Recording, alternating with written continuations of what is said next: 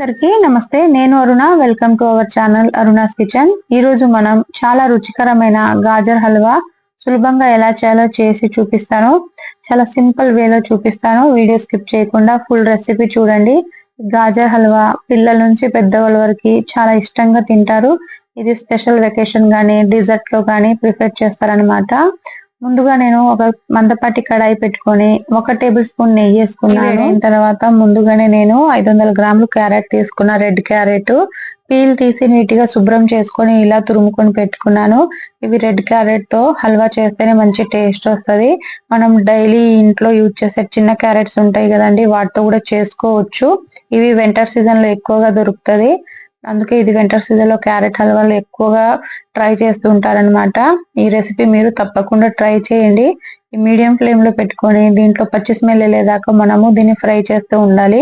Minimum 15 to 18 minutes పడుతుంది. ఇలా లో ఫ్లేమ్ లో ఫ్రై చేసుకోవడం వల్ల క్యారెట్ లో ఉన్న వాటర్ కూడా మొత్తం ఇరిగిపోయి మంచి కలర్ వస్తుంది. ఇలా ఫ్రై చేసుకున్న తర్వాత చూస్తున్నారు కదా, మొత్తం డ్రైగా అయిపోయింది. ఇప్పుడు దీంట్లో మనము సగం కుక్ అయిపోయింది అనమాట. దీంట్లో మిల్క్ యాడ్ చేసుకుందాం. 300 ml మిల్క్ తీసుకుంటున్నా, ఒక పెద్ద కప్పు. మీరు ఎక్స్ట్రా కావాలనుకుంటే కూడా యాడ్ చేసుకోవచ్చు అండి. 300 ml సరిపోతుంది. ఈ మిల్క్ వేసిన తర్వాత కూడా లో ఫ్లేమ్ లో కలుపుకుంటూ ఇలా మొత్తం మిల్క్ అనేది క్యారెట్ అబ్జర్వ్ చేసుకునేదాకా కుక్ చేసుకోవాలి. ఇలా అబ్జర్వ్ చేసుకుంటేనే మనకి క్యారెట్ హల్వాలో మంచి టేస్ట్ వస్తుంది. చూస్తున్నారు కదా, చాలా క్రీమీగా అవ్వాలంటే మనము మీడియం ఫ్లేమ్ లో చేసుకుని ఇలా మిల్క్ అంతా అబ్జర్వ్ చేసుకునేదాకా కుక్ చేసుకోవాలన్నమాట. ఈ మిల్క్ అంతా అబ్జర్వ్ చేసుకుంది కదా, ఇప్పుడు మనము 3/4 కప్పు నేను షుగర్ వేస్తున్నాను. అంటే చిన్న బౌల్ తోనే నేను ముందుగా తురుముకున్న క్యారెట్ ని మొత్తము మెజర్ చేస్తే నాకు 4 కప్ వచ్చింది. 4 కప్ కి నేను 3/4 కప్పు షుగర్ వేసాను. మీకు ఎక్స్ట్రా స్వీట్ కావాలనుకుంటే కూడా స్వీట్ అనేది అడ్జస్ట్ చేసుకోవచ్చు. షుగర్ అంతా మెల్ట్ అయిపోయి క్యారెట్ లో మొత్తం అబ్జర్వ్ అయిపోవాలి. ఇలా కుక్ చేసుకున్న తర్వాత ఫ్లేవర్ కోసము 1/2 టీ స్పూన్ ఇలాచి వేస్తున్నాను. వీడియోలో చూస్తున్నారు కదండి, అసలు వాటర్ లాగా లేదు, మంచిగా కుక్ అయింది క్యారెట్ హల్వా అనేది. ఇలా కుక్ అయిపోయిన తర్వాత ఇందులో మనము డ్రై ఫ్రూట్స్ యాడ్ చేసుకుని ముక్కలుగా తెంపుకున్న జీడిపప్పు వేస్తున్నాను. జీడిపప్పు బాదం 2 సరిపోతాయి.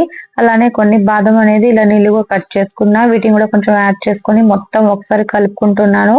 వీటిని నెయ్యిలో వేయించాల్సిన అవసరం కూడా లేదు, ఇలా వేస్తే సరిపోతుందండి. మంచి టేస్ట్ వస్తుంది. చూస్తున్నారు కదా, పైనుంచి నేను ఇంకో 1 స్పూన్ నెయ్యి వేస్తున్నాను.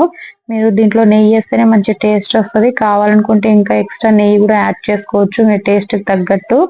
మీరు ఈ రెసిపీ ట్రై చేసి ఎలా వచ్చిందో నాకు కామెంట్ పెట్టండి. చాలా బాగుంటుందండి, పిల్లలు చాలా ఇష్టంగా తింటారు. క్యారెట్ హల్వా రెడీ అయిపోయింది. మీరు ట్రై చేయండి తప్పకుండా. చాలా సింపుల్ ప్రాసెస్ లో చేసుకోవచ్చు. ఇంకోసారి నేను ఇన్స్టెంట్ గా కుక్కర్ లో కూడా ఎలా చేయాలో కూడా చేసి చూపిస్తాను. ఈ రెసిపీ మీకు నచ్చితే లైక్, కామెంట్, షేర్, సబ్స్క్రైబ్ చేయండి. మీ ఫ్యామిలీ ఫ్రెండ్స్ తో కూడా తప్పకుండా షేర్ చేయండి.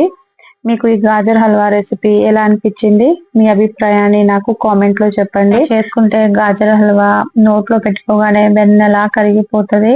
చాలా టేస్టీగా ఉంటది. పిల్లల నుంచి పెద్దల వరకు చాలా ఇష్టంగా తింటారు. ఈ రెసిపీ మీరు తప్పకుండా ట్రై చేయండి. మీకు వేరే రెసిపీ కావాలన్నా కూడా నాకు కామెంట్ పెట్టండి, అది నేను తప్పకుండా మీతో షేర్ చేస్తాను. ఈ రెసిపీ మీకు నచ్చిందా? అయితే సబ్స్క్రైబ్ చేసుకోండి ప్లీజ్. బాయ్ అండి.